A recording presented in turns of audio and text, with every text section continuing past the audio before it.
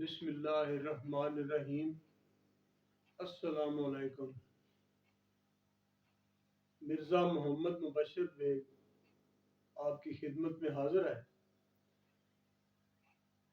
میں آپ تمام محترم سامعین کا اور ناظرین کا بہت شکر گزار ہوں کہ آپ نے میری سابقہ ویڈیوز دیکھیں اور انہیں شیئر کیا اور لائک کیا۔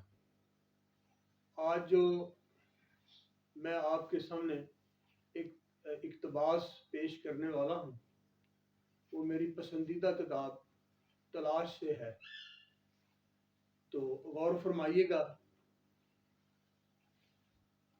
یہ کچھ اس طرح ہے، اس کا عنوان ہے بچہ اور بڑا۔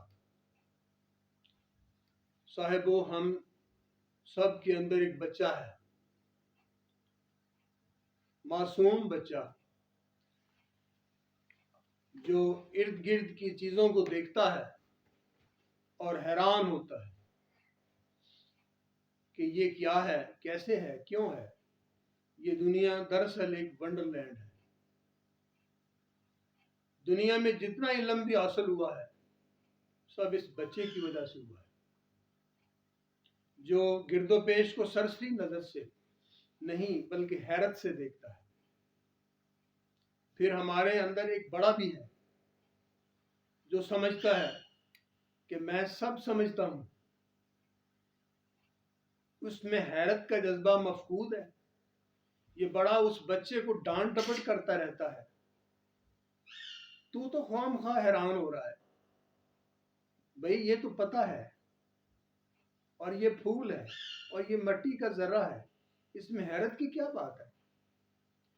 بڑے کو احساس نہیں کہ ہم ونڈر لینڈ میں رہتے ہیں، یہاں کی ایک ایک چیز حسن اور حکمت سے بھری ہوئی ہے۔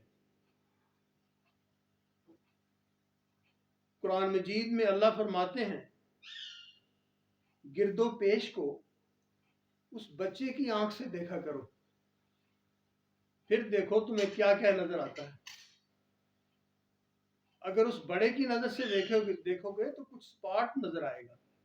سچی بات ہے، جس نے تخلیق کی رنگا رنگی کو نہ دیکھا وہ تخلیق کار کی عظمت کو کیسے سمجھے گا۔ اللہ کہتا ہے لوگوں، ہم نے یہ کائنات ایک ونڈر لینڈ بنائی ہے۔ شرط یہ ہے کہ تم میں دیکھنے کی صلاحیت ہو۔ تم اس بچے کی آنکھ سے دیکھو، بڑے کی آنکھ سے نہیں جو صرف ایک اپنے مطلب کی چیز دیکھتا ہے اور باقی کو نظر انداز کر دیتا ہے۔ قرآن کی سب سے بڑی خصوصیت اس کی سائنسی سپرٹ ہے۔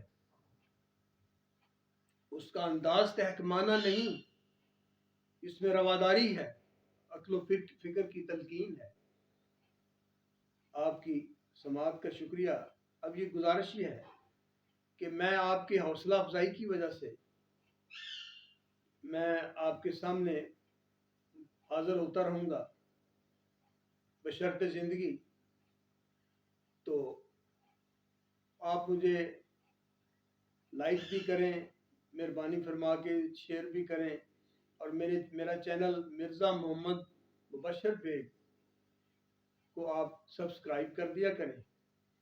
تو آپ کا بہت شکریہ۔ السلام علیکم۔